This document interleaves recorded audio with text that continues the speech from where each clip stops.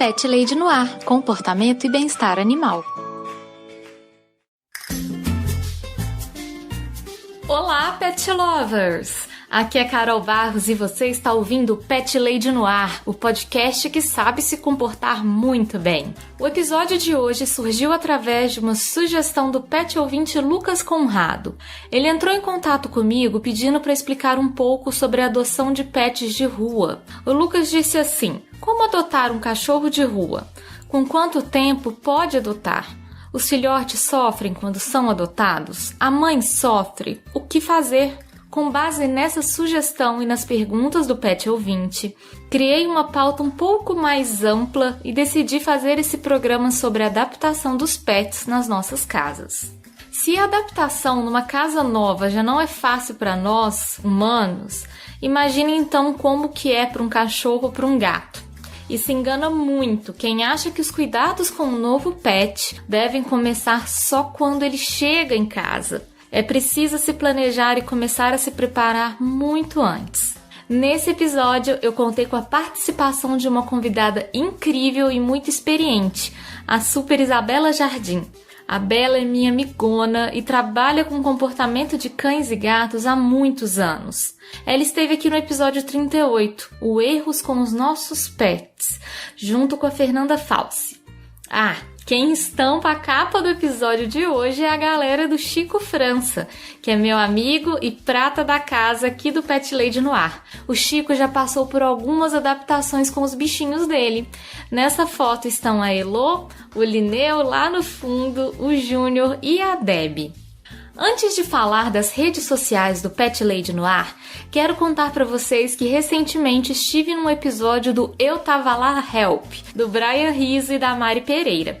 Esse podcast é um spin-off do Eu Tava Lá. Eu fui ajudar, ou pelo menos tentar ajudar, uma ouvinte deles a decidir se ela precisa ou não de ter um bichinho. O link desse programa está aqui na descrição do episódio. Antes de entrarmos na pauta principal, alguns recadinhos rápidos, pet ouvintes. Se você tiver alguma dúvida sobre o seu cão ou o seu gatinho, entre em contato comigo. Mande um e-mail para carolina@thepetlady.com.br ou me encontre no Twitter e no Instagram com o nome de ThePetLadyBH. Vamos conversar! Você também me encontra lá no meu site, o thepetlady.com.br, onde também está hospedado o blog. Assim como acontece aqui no podcast, lá no meu blog também está cheio de dicas de comportamento e bem-estar animal. Outro recadito super importante. O Pet Lady no Ar precisa do seu apoio para continuar fazendo ótimos programas com conteúdo de qualidade. Nós temos um sistema de apoio e colaboração muito completo e será um prazer imenso ter um envolvimento cada vez maior dos pet ouvintes na construção dos episódios. Se você quiser e puder apoiar o Pet Lady no Ar, basta visitar a página do projeto no Padrim ou no Colabora Aí. Lá você encontra todas as informações sobre o sistema de apoio e as recompensas que são oferecidas aqui pelo Pet Lady no Ar. Os links sempre estão aqui no post do episódio. Se você não puder colaborar financeiramente, só de compartilhar o episódio com seus contatos, você já me deixa muito feliz. Muito obrigada, pet ouvinte! Agradeço do fundo do meu coração aos meus pet ouvintes maravilhosos que investem tempo e din-din para fazer esse podcast ficar bem quentinho nesse frio. Um super abraço para o José Guilherme, para a Daphne de Mello e para o Bruno Mancini. Você também pode se tornar um pet padrinho, sabia? A partir de R$1 por mês, você já ajuda essa Pet Lady a manter o podcast no ar. E a partir de R$10 mensais, você entra para o hall de padrinhos com o nome citado no programa. Lembre-se, se você tiver uma sugestão de pauta para um programa, é só entrar em contato comigo, tal qual o Lucas fez. Eu adoro receber mensagens dos meus pet ouvintes. Todos os meus contatos estão aqui no post do episódio. Agora, vamos lá ouvir o papo que eu tive com a Bela? Oi, pessoal do podcast da Pet Lady, ouvintes da Pet Lady.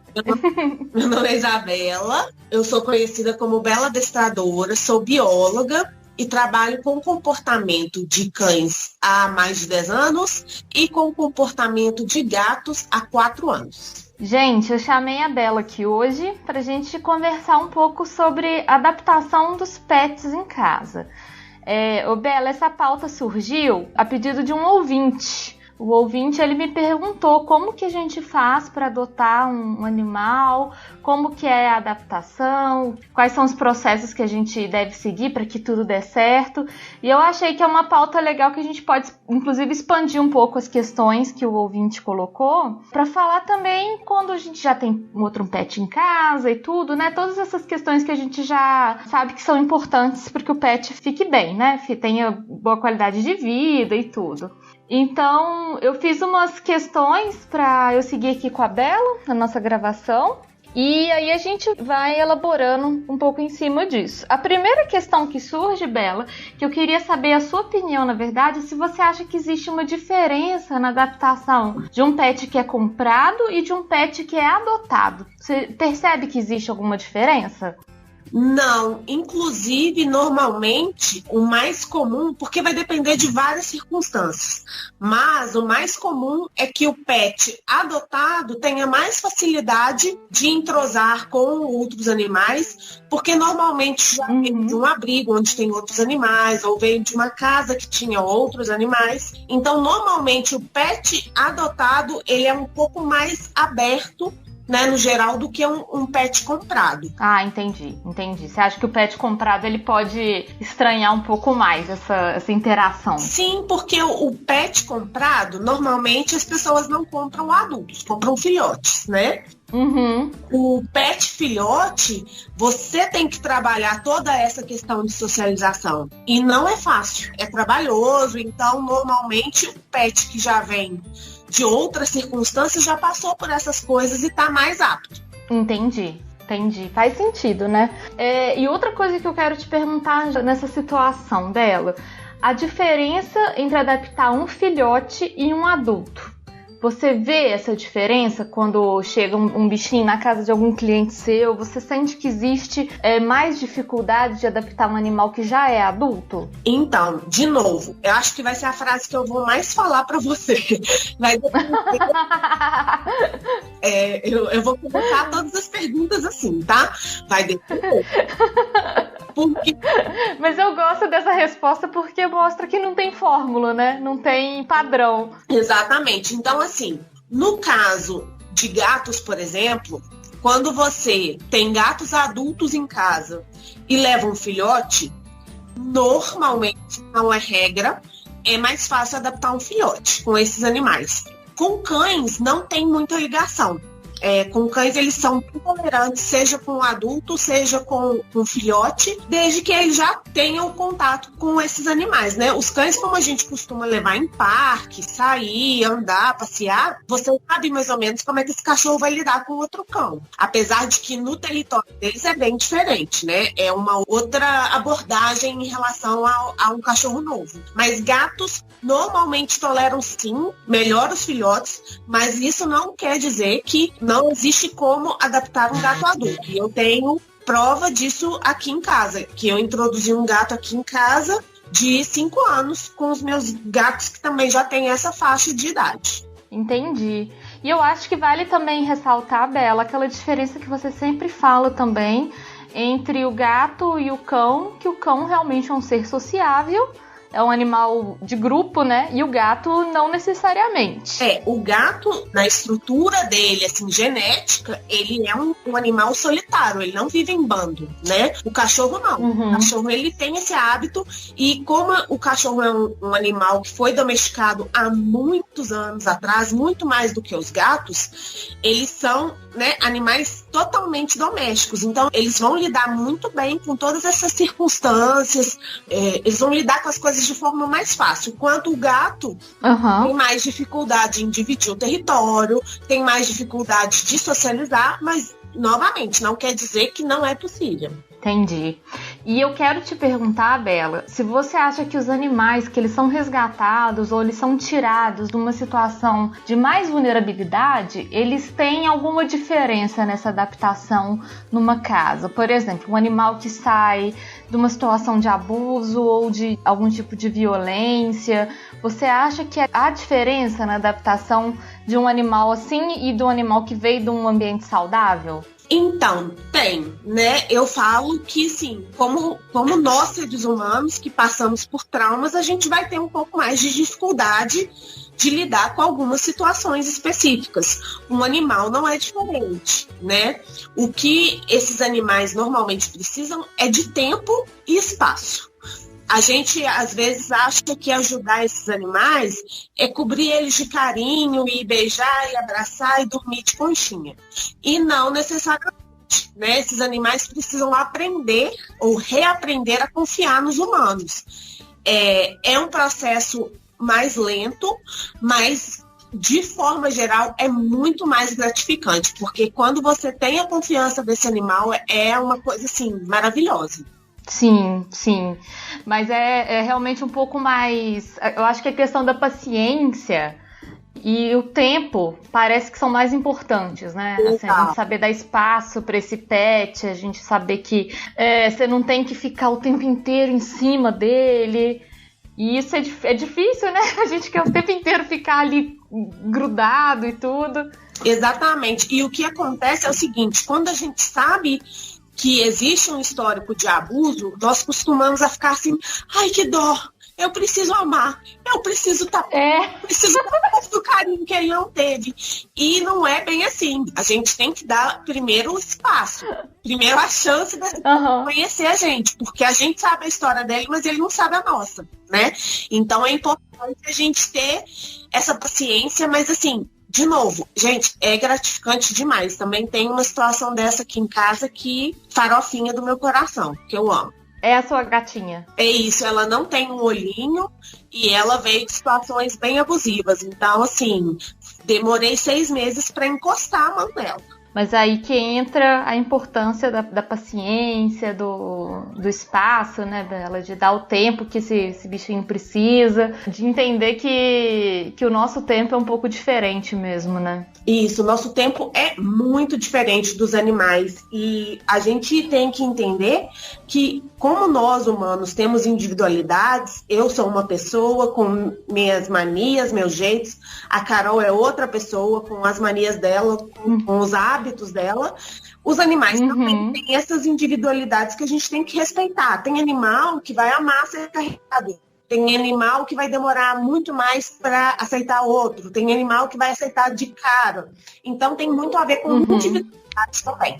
Isso é verdade. E Bela, eu quero te perguntar uma coisa. Antes da gente adotar um pet, vamos supor que seja uma decisão assim, que eu falo bem consciente de você ir buscar um pet para adotar ou comprar, enfim, você escolher trazer um animal para sua casa. Você acha que tem alguma coisa que a gente já deve fazer antes desse bichinho chegar? Alguma adaptação na casa? O que você acha que é importante de comprar, assim? Já tem que ter caminha, os potes e tudo? Ou é melhor esperar o bichinho chegar e depois ver isso? O que você pensa? Então, é sempre importante a gente trabalhar com prevenção, né? Então, eu já estou pensando em comprar o que eu vou precisar. E isso vai depender do tipo de animal que você vai querer botar em casa. Vamos supor que vocês têm cães e vocês querem colocar um gato. A casa para um cachorro é muito diferente da casa ideal para um gato. Então, a gente vai ter que fazer várias adaptações. Se eu já tenho um gato e eu vou adotar um cachorro, eu também tenho que fazer várias adaptações. E se eu tô pegando um animal da mesma espécie, tem um gato que quer um outro gato, ou tem um cão e quer um outro cão, a gente tem que pensar em ter coisas individuais para esse indivíduo novo que está chegando. Faz todo sentido. E eu acho que aí, Bela, inclusive entra muito do seu trabalho da consultoria, né? Porque se você já tá com esse planejamento de trazer um outro animal, que seja da mesma espécie ou de outra espécie, é super importante você estar preparado para isso, assim, né? Você preparar não só você, mas a sua casa, sua família toda para a chegada desse outro animal, né? Com certeza. Uma coisa que eu falo para todo cliente que me chama antes de ter o pet, porque tem gente que não tem nenhum e me chama e fala, ó, o que eu vou precisar, como é que eu vou começar a fazer. E essas pessoas, normalmente, elas gastam dinheiro comigo uma vez só, porque elas vão ter as orientações corretas e vão fazer tudo certinho e não vão ter problemas no futuro, né? Os problemas vão ser muito pontuais, coisas assim, né, simples de resolver. Agora, uma pessoa que leva o pet, que faz as coisas erradas, faz as coisas do jeito da cabeça dela, mesmo que com as melhores intenções do mundo, eu vou ter que ir corrigir o que ela fez errado para depois ensinar o certo. Então, assim, você está gastando duas vezes mais do que uma pessoa que se preveniu, né? Pode parecer bobagem antes da gente... eu vou chamar um profissional antes de eu ter um animal. Gente, é o melhor investimento que tem, de verdade. Nossa, sem dúvida. E eu falo isso até de experiência própria com a Bela, porque apesar de não ter sido num caso de adoção... Quando a gente mudou aqui pro nosso apartamento atual, a Bela que ajudou a gente a fazer essa adaptação com os gatinhos, trazer os gatinhos e tudo. E se tá todo mundo adaptado aqui agora, é justamente porque a gente agiu antes de precisar corrigir, né, Bela? Assim, antes do problema acontecer. Exatamente, porque assim, é muito triste pra mim quando eu vou numa casa que não tem bichinho. Mas é muito bom essa história, né? Então, eu fico meio deprimida de ter que lidar só com os humanos, mas no geral é muito, muito, muito positivo e muito mais fácil o trabalho. Sim, sim. E eu quero te perguntar, Bela, ainda nesse sentido, se você vê que acontecem traumas ou assim, problemas comportamentais graves, algumas coisas que precisam ser resolvidas quando a adaptação é mal feita, ou não é nem feita uma adaptação, né? Só simplesmente traz o animal e tudo. Você percebe que pode acontecer algum trauma mais severo para esses animais? Sim, com certeza. O que acontece, e como eu tenho muito tempo de experiência, eu tenho vários casos que eu posso dar de exemplo, né?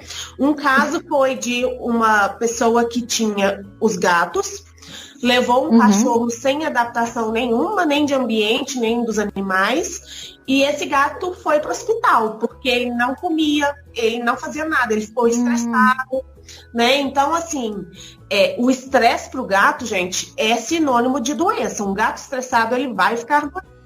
Então, se a gente faz uma coisa errada, de forma mais abrupta, né? O animal vai sentir sim, e muito, e podendo chegar a implicar a questão da saúde mesmo. O cão, ele tem um pouco menos de propensão a ficar doente, mas ele pode ter alguns distúrbios de comportamento para chamar atenção, para tentar entender, lidar com aquilo sem a gente ajudar ele, né? Entendi, faz sentido mesmo, né? Assim, eu imagino até pra gente, né? A gente que é consciente, a gente que tem essa capacidade de entender que está acontecendo uma mudança, já é difícil a gente se adaptar. Imagina para um animal, né? Que não entende muito bem o que está rolando ali. Com certeza, faz muita diferença. E para mim, a chave de tudo é isso. É a gente ter empatia. É a gente se colocar no lugar do bicho. Óbvio que humano é humano, gato é gato, cachorro é cachorro. Cada um tem suas características de espécie. Mas se a gente se coloca numa situação de mudança, eu brinco muito com os meus clientes, eu vou trazer uma pessoa que você não conhece, ela vai morar com você 1 ano, e você não se dá bem com ela. E aí, como é que a gente faz? Sabe? Você nem sabe quem que é essa criatura, você nunca viu na vida, ela não conhece nada. Ela tem um cheiro esquisito. Então, assim, é complicado, gente. É muito complicado. E a gente tem aquela ideia do tipo assim, chega com um bicho e já fala, olha, eu trouxe um amiguinho. Fala, nem te conheço. Que amiguinho o quê? Eu nem sei quem que você é. Quem nunca fez isso que joga a primeira pedra? Eu já fiz introduções muito erradas que, por sorte, deu tudo certo. Mas eu conheço casos que foram desastrosos. Bom, eu acho super perigoso mesmo, né, Bela? Igual você falou, até não pode virar até um problema de saúde mesmo, né? Esse estresse dessa situação. Bela, e eu quero que você diga pro nosso ouvinte se você acha que tem, assim, algum segredo de sucesso para adaptação. Alguma coisa que é essencial que seja feita para adaptação de um novo pet em casa. Se tem alguma dica infalível que você daria para o nosso ouvinte. Dica infalível, mas infalível demais. Paciência. Ótimo. Não existe outra dica que eu possa dar, porque a gente tem que avaliar cada situação, né? Eu posso falar, você tem que deixar o gato a princípio num cômodo e depois de tantos dias, mas assim, vai variar tanto de animal para animal que eu não posso generalizar. Agora, paciência, a gente vai precisar de todos os casos. Eu entendo totalmente os tutores que ficam ansiosos, que querem ver esses animais interagindo, não querem ter essa divisão de cômodo em casa. Ai, Bela, é o que eu mais ouço. Ai, Bela, como está tão chato eu ter que ficar fechando a porta e abrindo e tendo que tomar cuidado para o outro animal não sair. Gente, vocês estão evitando um problema muito maior no futuro, que são gatos que não vão poder nem se olhar, né, em alguns casos. Sim. Então, e às vezes, assim, às vezes é tão pouco tempo que você vai ter que fazer essa adaptação, de abrir e fechar a porta, vale a pena, né, fazer direitinho, com paciência e tudo. E assim, paciência, orientação profissional, gente, é fundamental. Olha, não fui com a cara dessa tal de Bela. Gente, tem vários profissionais legais por aí. Sim. Não tem desculpa para não chamar um profissional. É um investimento que vocês estão fazendo para a vida. É uma consulta que vai ser fundamental para a qualidade de vida dos seus animais. Sem dúvida alguma. Faz toda a diferença você ter um guia de como fazer, né? Exato. Com certeza, concordo totalmente com a tia Bela nisso. E Bela, eu quero, pra gente encerrar a nossa conversa, assim, seguindo o guia que a gente montou, eu queria te perguntar, na verdade, se tem algum passo a passo pros primeiros dias. Do tipo assim, vamos supor que você encontrou um cachorro na rua e você vai levar ele pra sua casa. Tem alguma coisa que você recomenda que seja feita? Assim, é lógico, sem contar que precisa ser uma situação especial, a gente tem que, né, ver todos os detalhes, mas assim, alguma coisa que você já fala pro nosso ouvinte assim, olha, se você for levar um cachorro para sua casa, faça isso. Muita gente fala assim, olha, deixa ele separado num cômodo, faz isso, leva no veterinário. Tem alguma coisa específica que você acha que é importante? A ida ao veterinário é fundamental, né? Porque, assim, se você está levando um animal para sua casa, você precisa saber se aquele animal tem alguma enfermidade, se existe algum problema. Então, isso é primordial. É a primeira coisa que vocês vão fazer é pegar e levar no veterinário. A partir do momento que esse animal está saudável, está apto a ir para sua casa, ou que ele possa ter cuidados para a enfermidade dele em casa, você tem que ter o equipamento para esse animal. Então, não adianta ir para casa sem ração, sem potinho, esperar que esse animal vá fazer xixi no lugar certo de primeira. Isso tudo é muito importante, porque assim, é uma vida nova, uma casa nova, uma situação nova. Então, esse animal tem que ter tempo para se habituar com toda essa circunstância e com toda essa casa. Mas os itens de higiene e de saúde, coleira, né, gente? Isso tudo já tem que estar em casa antes de levar o cão.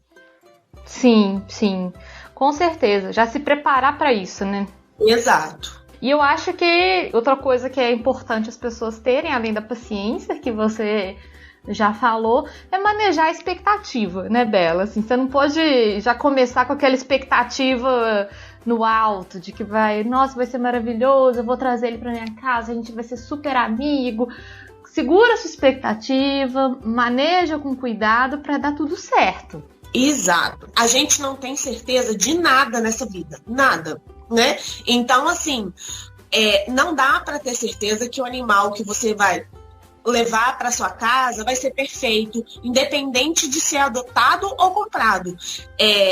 O desenvolvimento da relação tem que ser com calma, tem que ser com paciência, e o nosso maior inimigo é sempre nós mesmos. Então, assim, a gente fica ansioso, a gente quer que já seja lindo, que eu vou sair para passear e vai ser maravilhoso. E não, calma e pé no chão. Isso é importante, assim, sem ficar espelhando a nossa vivência humana nele, porque eu já ouvi muita gente falando assim, mas eu tirei ele da rua, eu não sei por que ele não gosta de mim, eu não sei por que ele late tanto. Calma, vai com calma. Não é pessoal, o animal não está fazendo isso para você. Ele está fazendo isso porque ele está sentindo alguma coisa ali naquele momento. Então não é porque eu odeio você, porque você eu sou ingrato, né? Isso. E assim, uma coisa também que acontece com muita frequência são tutores que perdem um animal, né? Eles vêm a óbito. E aí levam outro animal para casa na expectativa de que vai ser igual ao outro. E, gente, cada um bem importante. Sim. Nossa, isso é demais, Bela. Eu fiz há uns meses atrás um programa sobre morte, sobre luto e tudo. E muita gente fala isso, assim, que perde um animal e já automaticamente quer substituir por outro na expectativa de que aquela relação que você tinha, aquele amor e tudo vai ser o mesmo. E não é. E é muito cruel jogar essa expectativa no bichinho. O bichinho ele não tem como suprir essa sua necessidade, né? E assim, acontece com muita frequência que a pessoa que perdeu um pet, ele é idoso, né? É um animal que já era mais velhinho, que tem um temperamento mais calmo, que fica quietinho num canto. Aí a pessoa pega um filhote e fala, nossa, mas o meu cachorro nunca fez isso. Ele já foi filhote, você não lembra, mas ele já fez. E fez outras coisas, né? Exatamente. Então, assim, a gente tem que entender, né? A gente tem que ter esse processo. Isso, inclusive, é um tema realmente bem importante, porque a gente precisa ter esse processo de luto para entender que se eu quero pegar outro animal, não é para substituir o que eu tinha. Exatamente. Bela, quero te agradecer muito por você ter disponibilizado o seu tempo para vir aqui. Você sabe que a hora que você quiser vir aqui no podcast falar o que você quiser, tá com as portas abertas. É sempre maravilhoso receber um profissional como você. E eu quero te pedir, assim, para você despedir do ouvinte, falar suas redes para o ouvinte te seguir e também dar aquela última dica para o ouvinte. Dá aquela dica, assim, da Tia Bela pro ouvinte e como que o ouvinte te encontra aí nas redes. Então, agradecer muito você, Carol. Adoro sempre vir aqui. Você é fenomenal na arte do podcast. Tenho muito que aprender com você. Eu tenho o meu Instagram, que é Bela Adestradora. O Facebook eu tenho usado cada vez menos. Vocês vão me achar mais no Instagram mesmo. Mas Bela Adestradora não tem erro. Vocês acham facinho. E a dica é, gente, calma. Não existe fórmula mágica. Muito cuidado com o que vocês leem na internet, tá? A internet é uma fonte excelente de conteúdo, mas é uma fonte muito ruim de conteúdo igualmente, tá? Então, procure profissional de confiança, procure referências desse profissional e siga a orientação de um profissional. Não adianta aquele primo, aquele tio que eu fiz isso e deu certo. Porque cada situação é uma. Com certeza. Concordo totalmente com a dica da Bela, gente. Consuma um conteúdo com consciência. Procura bem o que você vai consumir, pede indicação, pede referência, que eu acho que isso que é o segredo aí de dar tudo certo. Bela, muito obrigada. De verdade, de você ter vindo. Foi um prazer imenso te receber de novo. E já pode voltar sempre que você quiser. Estou aqui para o que você quiser e precisar. Obrigada, Bela. Um beijão. Beijo. Este programa foi editado por Audi Edições.